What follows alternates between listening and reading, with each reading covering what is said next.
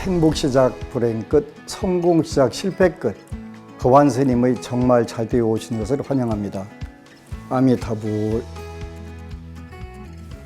예전에 TV 프로그램 중에 전설의 고향이라고 하는 프로그램이 있었는데 전국적으로 굉장히 인기가 많았고, 또 한여름의 구미호 이야기는 정말 그 당시엔 최고의 공포 드라마였는데요. 전국 방방곡곡에 전해져 내려오는 전설들을 모아서 드라마로 재구성한 그런 프로그램이었습니다. 주로 권선징악과 인과응보, 그 인과응보의 사상이 좀 더 심화된 윤회 사상을 바탕으로 해서 지어진 드라마였었는데요. 오늘날 넷플릭스에서 한국 드라마들이 K-드라마로 엄청나게 뜨고 있는데, 그 공통적인 특징들이 이 주제들을 지나치지 않는 것 같아요. 주로 권선징악, 또 인과응보, 그 두 가지 사상을 심어한 것이 윤회 사상인데, 우리 민족의 고유 사상으로 발전된 것이 바로 이런 윤회 사상인 것 같아요. 그래서 오늘은 여러분들하고 그 죽음 이후의 세계, 이 세계와 관련돼서 윤회 사상을 바탕으로 한 그 법문을 같이 나누도록 하겠습니다.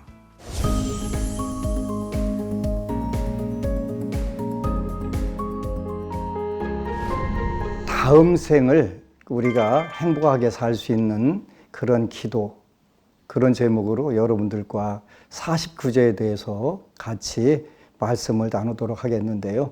49제라고 하는 것은 오늘날 한국 민족에게는 그 보편적 장례 문화로 자리매김을 있죠. 물론 불교가 그 근원이고, 그 근원은 지장경을 바탕으로 해서 이루어진 신앙 행위인데요. 가장 소중한 부분들이 있습니다. 49제라고 하는 것은 일단 우리가 전생과 금생, 내생을 이렇게 나누어 볼 때 내생을 맞이하는 그 돌아가시는 분들, 즉 망자에게 가장 축복된 의례 중에 하나입니다. 유교에서는 관, 혼, 상, 제 이렇게 해서 상과 제가 요 부분에 해당하는데, 우리가 죽으면 모든 게 다 끝나 이런 생각을 가진 분들도 많이 있지만, 현실적으로 죽은 뒤에 모든 게 다 끝난다라고 생각하는 부분들은 그 서양 쪽에서 훨씬 강하고, 동양 쪽에서는 아무래도 그 윤회하는 부분들을 훨씬 더 크게 그 자리매김해 왔는데요.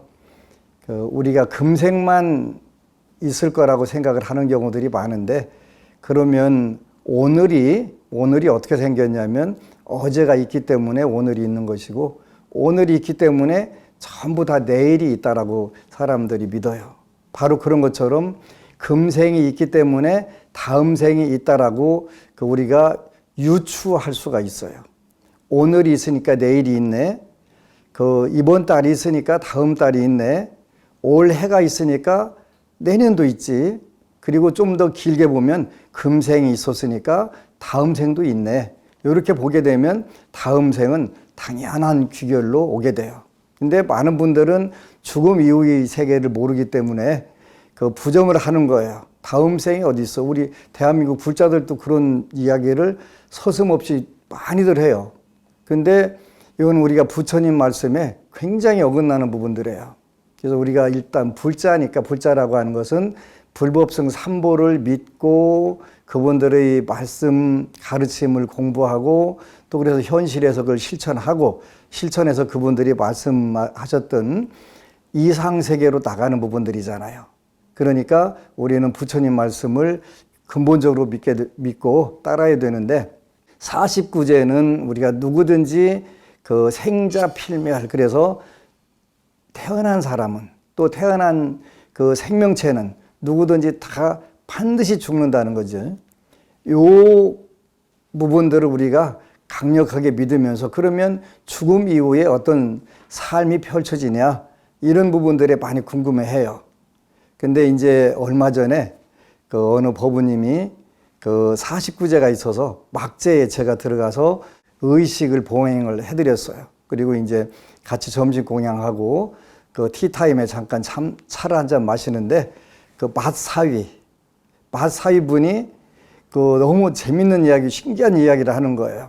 이제 그렇게 맛사위니까 장모님이 돌아가시고 그 화장장에 가서 그 화장하기 그 전에 잠깐 그 지장경 독송을 해가면서 눈을 감고 묵념을 하고 있는데 그 비몽사몽, 그게 꿈도 아니고 현실도 아닌 그 상황에서 잠깐 이분이 선정에 들었던 거예요. 지장경 읽어가면서. 선정에 들었는데 그 장모님이 옷을 깨끗하게 잘 입고 그 어느 강을 건너더라는, 넓은 강을 건너는데 그 강가에는 그 날라서 그 지나가는 데는 스님들이 그렇게 전부 수많은 스님들이 합장하고 계시더라는 거예요. 근데 마지막 가가지고 그 힘이 다 붙여가지고 높은 절벽으로 올라가야 되는데 못 올라가갖고 떨어지는데 그 절벽보다 훨씬 큰 그분 표현으로는 스포츠 머리를 한 보살님이시더라는 거예요. 스포츠 머리를 한 보살님. 일반적으로 우리가 그 지장보살님은 두건을 쓰고 계신 경우들이 있어요. 그래서 그 지장보살님이 그 물로 떨어지는데 싹 받아가지고 언덕으로 탁 올려주시더라는 거예요. 그래서 사실은 49제를 안 지내려고 했는데 그 비몽사몽간에 보고서 49제를 지내야 되겠다 해서 이제 그 부인한테 얘기해서 49제를 지내고 그렇게 희한한 그 모습을 다 봤다고 이야기를 하는 거예요. 그러면서 49제 지내는 동안에 몇 번의 또 꿈을 꿨는데 너무 좋은 꿈을 꿨다, 그런 이야기를 하더라고요. 우리가 죽음이 모든 게 전부라고 생각할 경우에는 슬픔이 끝이 없이 몰려오지만 이 죽음을 또 하나의 탄생으로 본다면 이런 부분들에 부처님 말씀이 필요한 것 같아요. 그 중국의 육조 회능 대사라고 하는 유명한 분이 계신데 이분이 열반에 들으실 때 제자들이 그 막 슬퍼하는 거예요. 근데 그분 말씀이 내가 어디로 가는지를 알면 너네가 슬퍼하지 않을 텐데, 이런 말씀을 했다는 거예요. 그러니까 돌아가신 분이 어디로 가는지 알게 되면 더 슬퍼할 수도 있고 기뻐할 수도 있다는 거죠.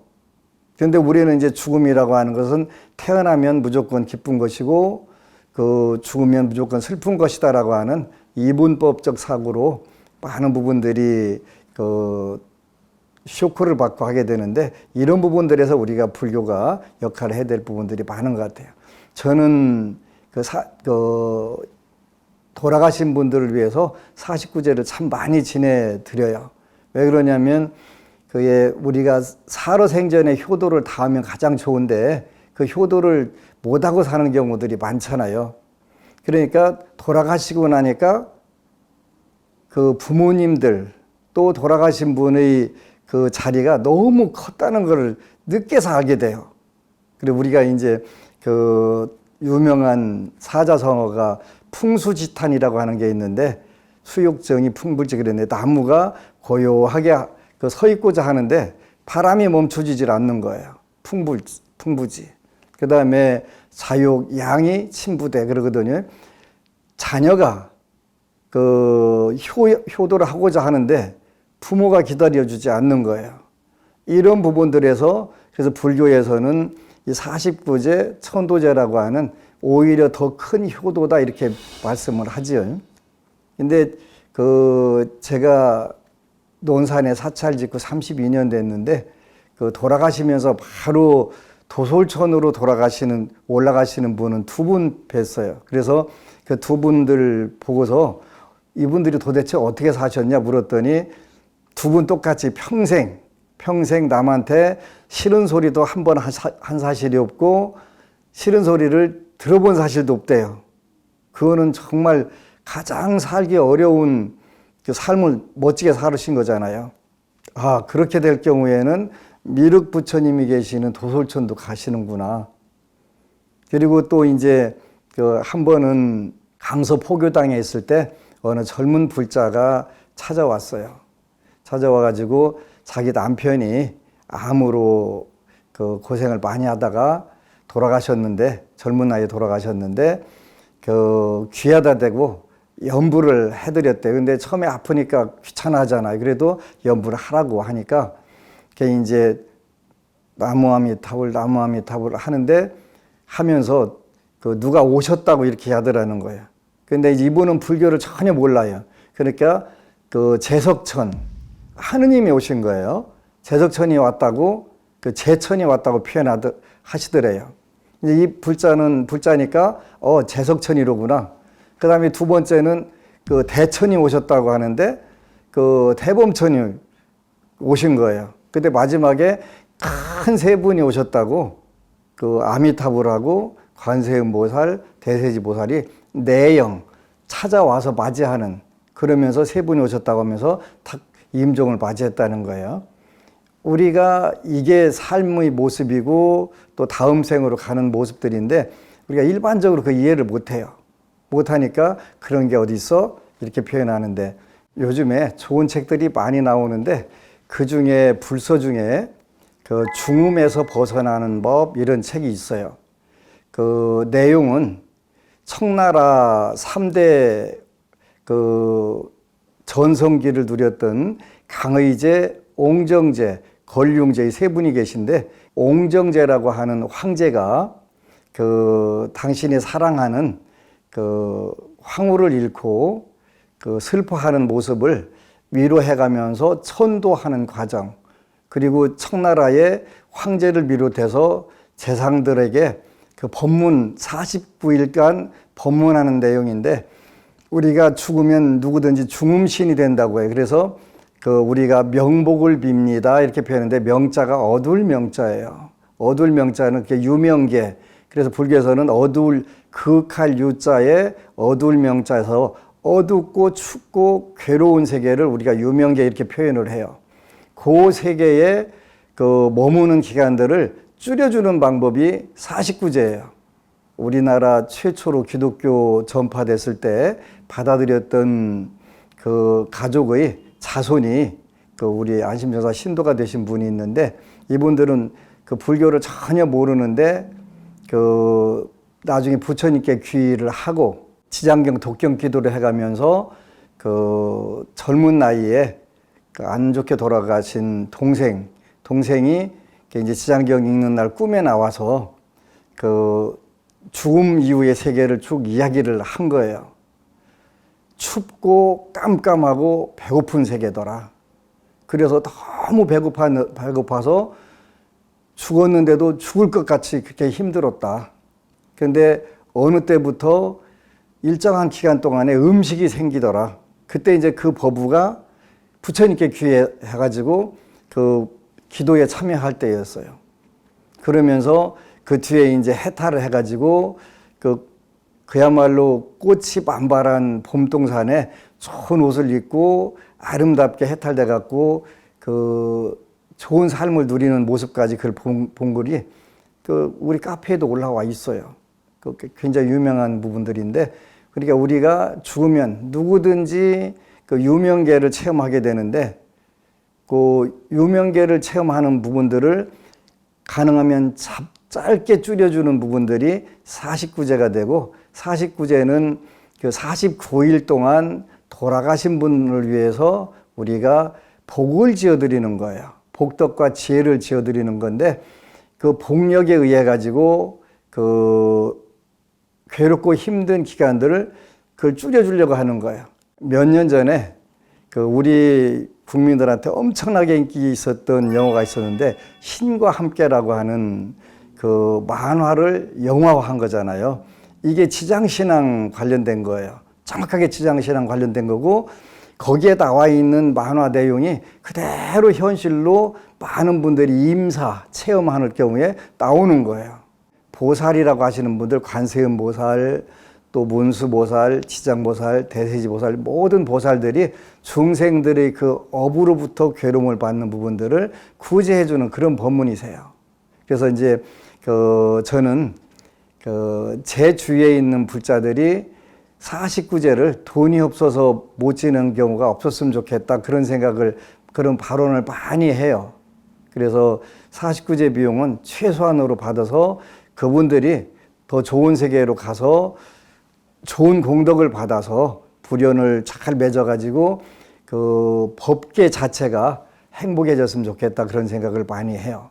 불자가 아니더라도 요즘에는 그 대한민국의 모든 종교들이 49제를 전부 다 수용해갖고 지내고 있잖아요. 그건 왜 그러냐면 그것은 불교만의 진리가 아니라 그것은 모든 생로병사, 태어나서 늙고 병들고 죽어가는 그 존재들을 위한 진리이기 때문에 그런 거예요. 불교는 일반적으로 망자라고 표현하는데 망자들을 위해서 해줄 수 있는 가장 좋은 축복이에요. 복력을 지어서 바로 49제를 안 지내려고 했는데 삼도하라고 하는 강을 건너다가 못 건너갖고 추락을 하는데 지장보살님이 딱 손으로 그 받아가지고 높은 언덕에 턱 올려주는 모습을 보고 그분들은 진짜 불자가 되는 거예요. 본인들이 체험했으니까. 제가 보라고 한 것도 아니고 이미 본인들이 그 초상 때 체험한 거잖아요. 그래서 49제를 안 지내려고 하다가 그 지내게 되고 그 뒤에 가족들이 전부 다 체험을 하고 꿈을 꾸고 이러면서 전부 다 불자가 된 거예요. 한 집안이 전부 다. 너무 멋진 거예요. 이건 진리기 때문에 가능한 거예요. 진리기 때문에.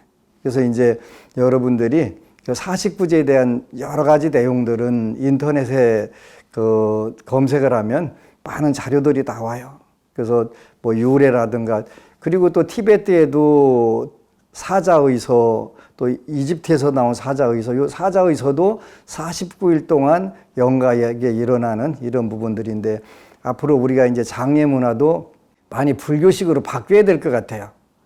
대만이라든가 이 중국 계통에 보면은 그 조념연불이라고 해서 그 누가 돌아가시거나 그 목숨이 끊어지면 그분들 앞에서 나무아미탑을 연불을 해주는데 그 8시간 동안 보통 하신다고 하더라고요. 대만 같은 경우는 우리보다 훨씬 더운 나라예요. 8시간 했는데도 그대로 살아있는 것 같이 피부도 부드럽고 하나도 안 굳어지더라. 저는 아직 그 체험을 안 해봐서 그 잘 안 믿어지는데 우리 한국에 사는 어느 불자가 3번을 했는데 다 그걸 똑같이 그 현상이 오더래요. 창원의 어느 불자가 이제 반려견이 죽은 거예요. 그래서 그 12시간 만에 화장을 하는데 12시간까지 계속 나무아미타불을 해줬는데 그 얼굴만 그 반려견이 굳고 몸은 하나도 안 굳더라네요. 그래서 그 모습을 보고 안티 불교했던 남편분이 불교가 진짜다 해가지고 그때부터 신심이 생겼다는 거예요. 정말 그 말도 안 되는 것 같은데 그런 일들이 현실에서 얼마든지 이루어져요. 그래서 이제 49제가 중요하다는 부분들을 일단은 말씀드리고 많은 분들이 궁금해하는 부분들이 있는데요. 그 생전에 종교가 불교였는데 가족들이 다른 종교라 49제를 안 해주는 경우는 어떻게 할까? 요거 굉장히 큰 문제 중에 하나예요. 그래서 어느 절에서는 49제 계를 하는 경우도 있고 또 49제 보험도 거론이 된 경우도 있고 그런데 우리가 불교가 얼마나 좋은지를 모르니까 자녀들에게 불교를 제대로 안 가르친 부분들이 굉장히 안타까운 부분들이에요. 가능하면 그 요 49제는 다니시는 절에 만약에 자녀들이 아직 불심이 깊지 않고 타종교로 있다면 그 적극 불교를 권유해서 믿게 하면 가장 좋지만 그런 시간 여유가 없다면 미리 다니는 절 스님들께 부탁을 해두는 것도 좋을 것 같아요. 최근 들어서 그 우리 불자들 중에 그 아버님의 형 그러니까 그 시숙이라고 하나요? 시숙이라고 하는 분이 돌아가셨는데 자손들이 아무도 49제에 관심이 없는 거예요. 그런데 그 우리 법우님이 그 49제를 지내주면서 그 좋은 일들이 많이 일어나는 거예요. 그 우리가 살았을 때는 모르지만 일단 죽게 되면 춥고 어둡고 배고픈 그 유명계 중음신으로 들어가는데 이때는 어떤 도움이라도 받아야 되는데 일단 우리가 죽으면 자기 업에 의해서만 작용하지 그 업을 어떻게 극복해야 되겠다든가 하는 그게 되질 않아요. 그래서 살아있는 다른 분들이 복력을 지어줄 때만 거기 그 상황을 모면할 수가 있게 되는 거예요. 그러니까 얼마나 좋겠어요. 고맙겠어요. 자기가 춥고 배고프고 깜깜한 세계에서 벗어나는 거, 해탈되는데 이거보다 더 좋은 게 어디 있겠어요. 그래서 그런 공덕들을 자연스럽게 이해를 해가면서 친인척들 그 49제를 지내주는 법우들이 많이 들어있어요. 굉장히 중요한 거예요. 그래서 일단은 자녀들에게 불교가 어떻게 좋은 종교인지를 가르쳐 주셔야 돼요. 근데 우리 노보살님들, 법우님들 그 불교 잘 믿으셔야 될 것 같아요. 우리 시어머니 꼴리배기 싫어서 내가 절에 안 나가 하는 며느님들 많이 계세요. 그러면 그 며느님들의 불심 자체를 씨말려 버린 거예요. 그러면 평생 기도한 것보다 다른 사람의 불심을 소멸시키고 그 종자 자체를 말려버린 업이 더 클 수가 있어요. 그래서 우리 시어머니 보니까 나는 무조건 불교를 믿어야 되겠어. 우리 어머니 보니까 불교를 믿어야 돼. 이 정도로 여러분들이 인격적으로 수양이 돼야 돼요. 두 번째는 피치 못할 사정으로 장례 짓고 49제를 못했을 경우 이후에 자손들이 어떻게 해야 할까? 아주 좋은 질문이에요. 49제 때 49제의 중요성도 모르고 그런 것이 있는지조차도 모르는 분들도 많이 있잖아요. 그래서 나중에 많은 분들이 저한테 와서 후회를 해요. 그걸 몰라서 못 해드렸다고. 근데 이제 그 뒤에 우리가 천도제라고 하는 게 있어요. 천도제라고 해서 그 삼악도, 지옥, 악귀, 축생에 빠져 있는 또 중음신 상태를 벗어나지 못하고 거기서 괴로워하는 분들을 위해서 천도, 옮길 천자, 법도 도자, 사는 세계를 옮겨주는 것이 천도제예요. 하늘 천자 쓰지 않아요. 옮길 천자 써요. 옮겨주는 거예요. 뭘 옮겨줘요? 육신은 이미 죽어서 없어졌으니까 육신 옮겨주는 게 아니라 생각을 옮겨주는 거예요. 그러니까 영가들은 기도하는 수행승들이 강력한 법력이라든가 도력이라든가 기도력을 갖고 생각을 바꿔줄 수가 있어요. 지금 당신은 중음신이 아니라 이제 천상세계입니다 라고 하게 되면 천상이네 라고 하는 생각 하나만 바꾸면 되는데 그걸 바꿔주기 위해서는 아무나 해서는 되질 않아요. 천도제를 하는 부분은 수행승들이 계정의 사막을 잘 수행을 하는 게 굉장히 중요해요. 계율을 잘 지키고 선정을 잘 닦고 지혜를 연마한 그런 스님들이 천도를 한다면 훨씬 더 잘 되겠죠. 그래서 사후에 49제를 못했을 경우에는 천도제라고 하는 부분들을 해드리면 좋아요. 안심정사에서는 매년 한두 번씩 천도제를 지내는 그런 불자들이 있어요. 근데 그 불자들이 그 다음 때 천도제 지낼 때 보면 뉴페이스, 새로운 영가가 들어오는 거예요.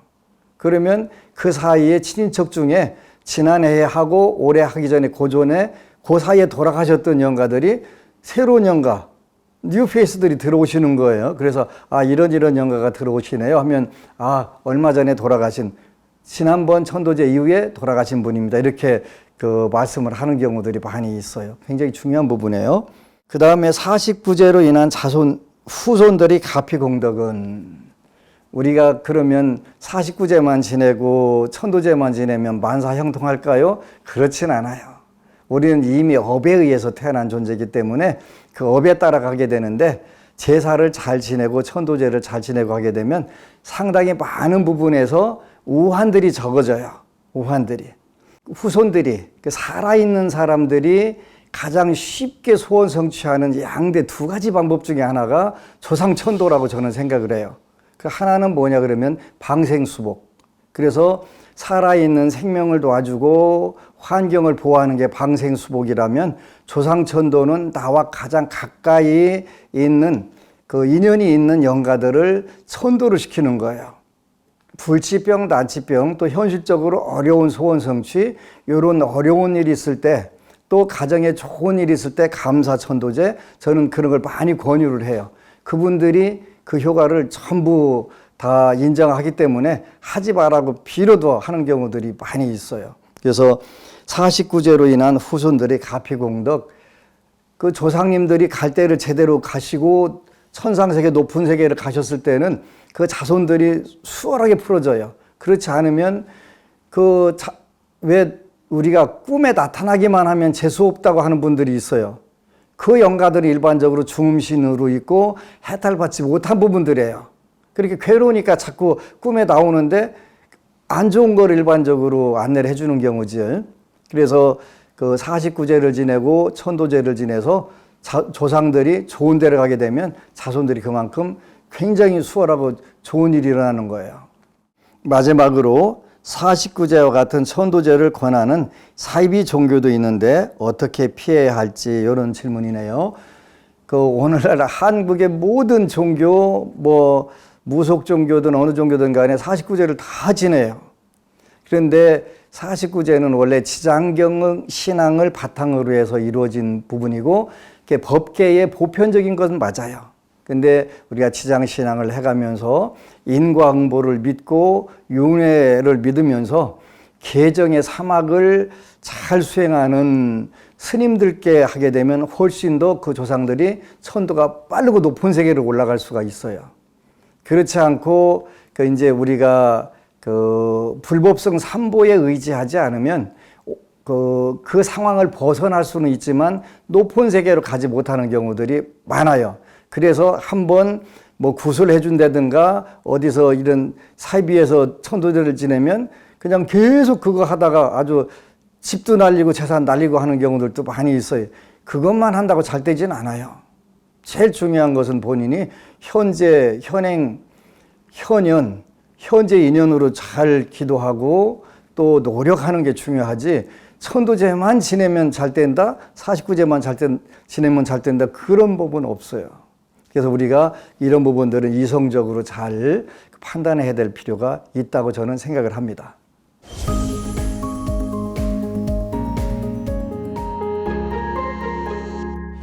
정말 잘 때 질문 코너 첫 번째 질문입니다. 스님, 저는 엄마가 너무 밉습니다. 엄마는 어려서부터 제가 뭘 하든 무관심했습니다.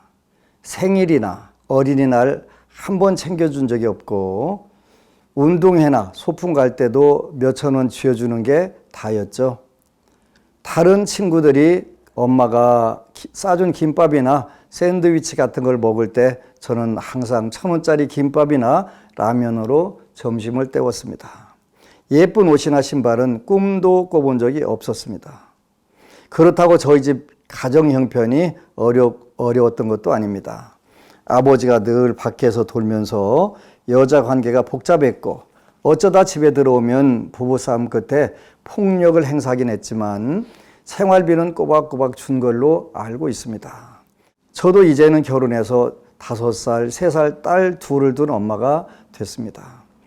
사람들은 부모가 돼봐야 부모 마음을 안다고 하지만 제가 엄마가 되고 보니 제 엄마가 더 싫어졌습니다.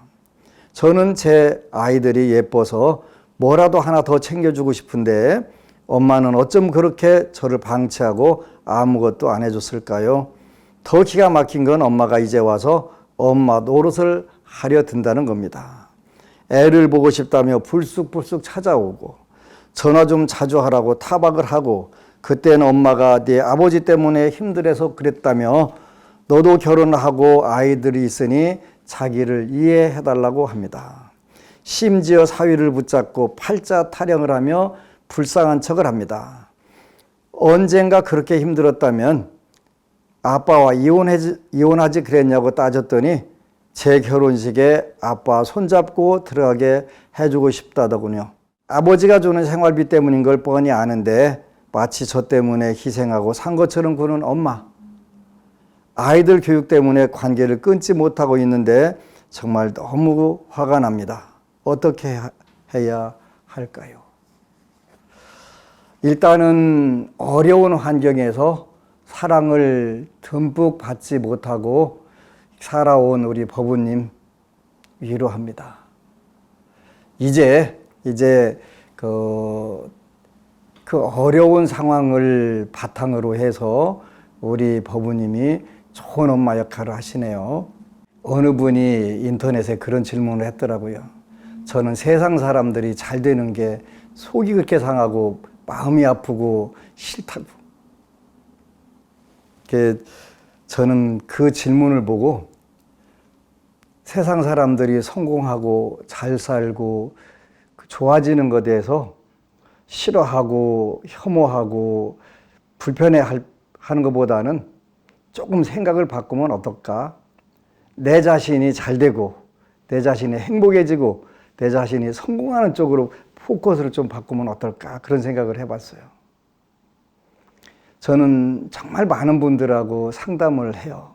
상담을 하면서 인생을 논리적으로 좀 설명할 수 있는 방법이 없을까? 그냥 막연하게 뭐 그 집안에 태어났으니까 그렇겠지. 뭐 네가 전생에 지은 업이겠지. 이런 것보다는 그 논리적으로 좀 더 현실성 있게 정확하게 대답해 줄 수 있는 길들이 틀림없이 있을 거야. 인간들의 지혜가 그쪽으로 있을 거야 해서 그걸 공부를 해봤어요. 그래서 때로는 이제 전생도 이렇게 뭐 불교에 전생 보는 법이 있어요. 달마 일장경이라고 하는 경에 보면 전생 보는 방법이 있어요. 그러니까 있는데 얼마 전에는 그 아들이 딸은 몇 명 되고 아들을 하나인데 이 아들이 아빠를 그렇게 싫어하는 거예요. 그래서 몇 년째 왕래도 안 하고 아빠가 중환자실에 계신데도 와서 쳐다도 안 본다는 거예요. 그래가지고 그 친척들이 와서 아주 불효자라고 이야기를 하더라고요. 그래서 이제 불효자라고 하는 일컬어지는 분 아버지의 운명을 보니까 아들하고 사이가 나쁘다라고 이렇게 써 있더라고요.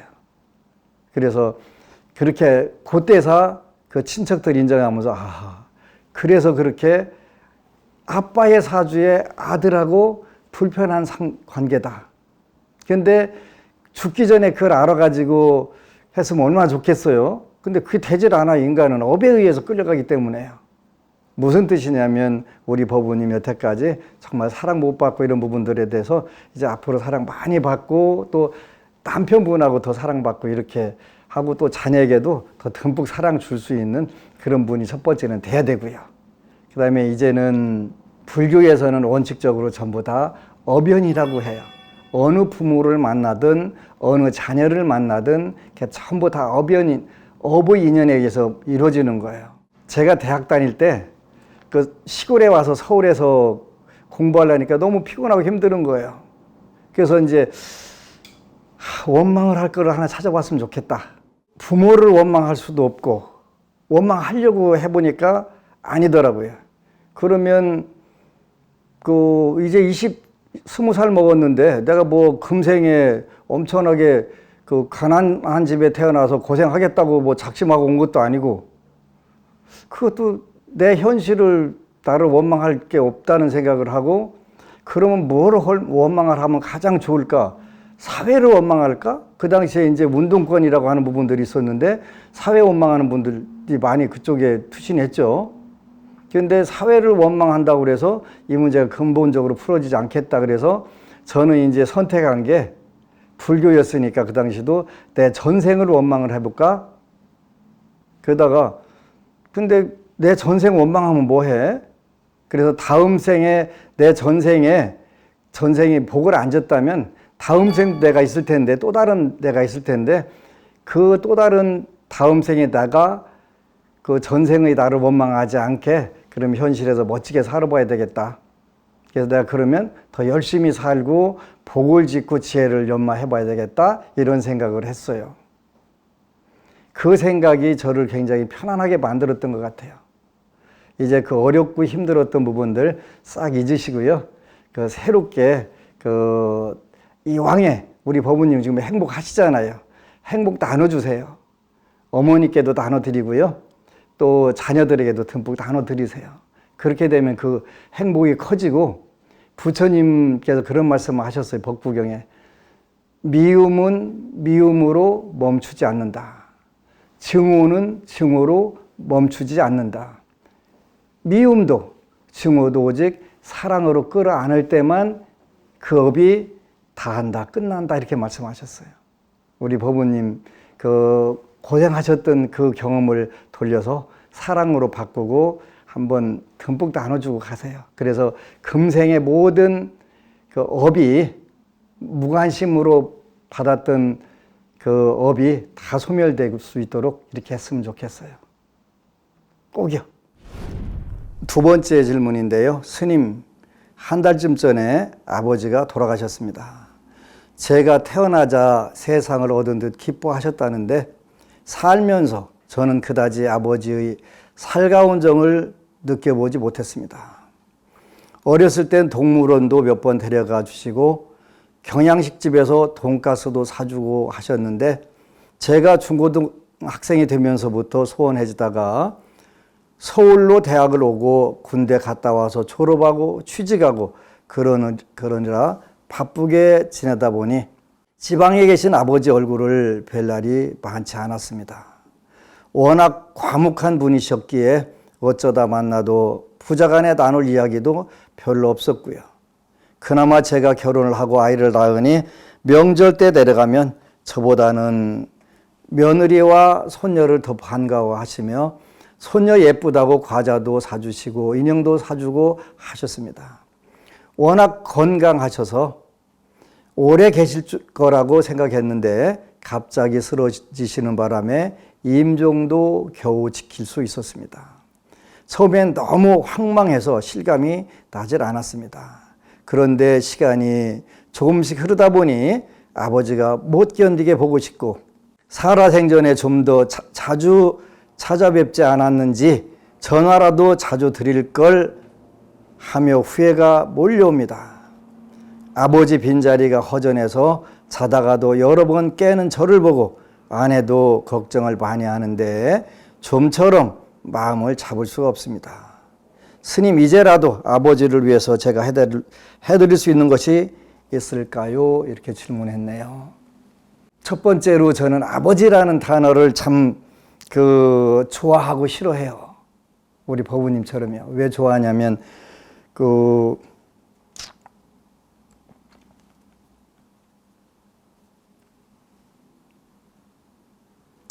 우리 아버지들은 엄청나게 고생을 하셨어요. 우리 세대를 기르기 위해서요. 오직 희생만 하고 사셨잖아요. 대부분이 그래서 일반적으로요. 그래서 제일 감동적인 단어 하나 뽑으라면 저는 아버지를 뽑아요. 그리고 그 아버지에게 우리 법우님처럼 똑같이 효도 한번 못하고 돌아가셨으니까 제일 부담스러운 단어예요.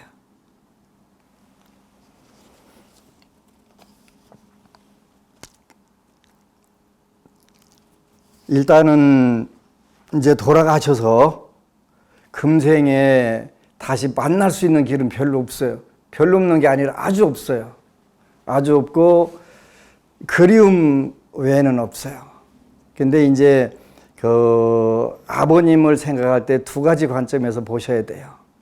일단은 절대로 금생에는 만날 수 없는 분이 되셨고요. 육신을 가진 분으로 말해요. 그리고 못 만난다는 거. 그 다음에 두 번째는 그분이 우리 법우님에게 진짜 바라는 게 뭘까? 그리워하면서 우울증으로 오고 불면증으로 오고 사회생활을 적응 못하고 하는 걸 원하실 건지, 과묵하시고 늘 묵묵히 바라보셨던 것처럼 우리 법우님이 아버님이 비록 돌아가셨다 하더라도 더 활기차게 그분이 표현하시지 않았던 사랑까지도 전부 다 표현을 하면서 사회를 멋지게 사는 게 좋은 것인지 그 판단을 하셔야 돼요. 저는 오남매 중에서 가장 아버지 사랑을 많이 받았어요. 받았는데 딱 한 번 작지만 효도를 한 적이 있네요. 아버님이 제가 잠깐 대학 졸업하고 사회생활을 잠깐 했는데 그때 제 월급이 좀 많았어요. 그래서 연말에 보너스를 받았는데 굉장히 오래전이죠. 근데 아버님이 시금을 전폐하고 계실 때 왜 그러냐 했더니 걱정거리가 있어가지고 그 당시에는 이제 시골에 쌀을 20가마니를 빌렸는데 그걸 갚을 돈이 없는 거예요. 나이는 많고 그래서 그거 제가 갚아드릴게요. 딱 한 번 한 적이 있었는데 저는 아버지가 원하는 진로를 한 번도 가지 못했어요. 고등학교 때는 이제 육사를 가라고 시험을 봤는데 그 무리해서 2km 마라톤 뛰다가 폐결에 걸려서 못 갔고 또 원하시는 게 행정고시 보라고 절에다 보냈더니 머리 깎고 나오고 그랬으니 저보다 불효자가 어디 있겠어요. 그런데 저는 이제 수도자니까 늘 기도하다 보면 영혼이지만 아버지를 뵐 수 있는 시간들이 있어요. 근데 이제 지금은 우리 법부님이 지장경을 좀 읽으셨으면 좋겠네요. 지장경 한 100동만 읽으면 아버님이 해탈하시고 모든 이런 부분에서 벗어나고 또 우리 법부님이 직접 꿈도 꾸실 수 있을 거예요. 그렇게 하고 진짜 큰 효도는 생전에 못한 거는 후에 해본들 그건 뭐 돌이킬 수 없는 거니까 돌이킬 수 없는 거 가지고 자꾸 고민해봐야 그건 아무 현실적으로 득될 게 없어요. 그러니까 지장경을 읽어드리고 또 그 읽다 보면 아버님이 어디에 가 계실지도 어렴풋이라도 알 수가 있어요. 그렇게 되면 그때 이제 다니시는 절이나 가까운 인연들이 있는 곳에 천도제를 지내드리면 그게 훨씬 더 큰 효도예요. 그래서 부처님께서는 목련존자라고 하는 분에게 출천대효, 하늘을 뛰어넘는 큰 효도를 했다 이렇게 하는데 살아생전에 자주 찾아뵙고 또 여러 가지 봉양도 하고 했으면 뭐 그보다 그거 하신 분들도 더 안타깝게는 똑같아요. 똑같은데 저희 아버님도 우리 동네에서 시골 동네에서 동갑내기 중에서 제일 건강하셨어요.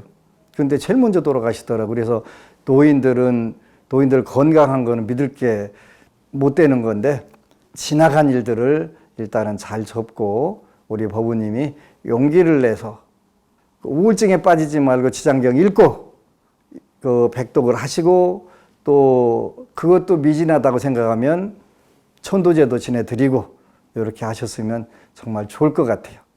아셨죠?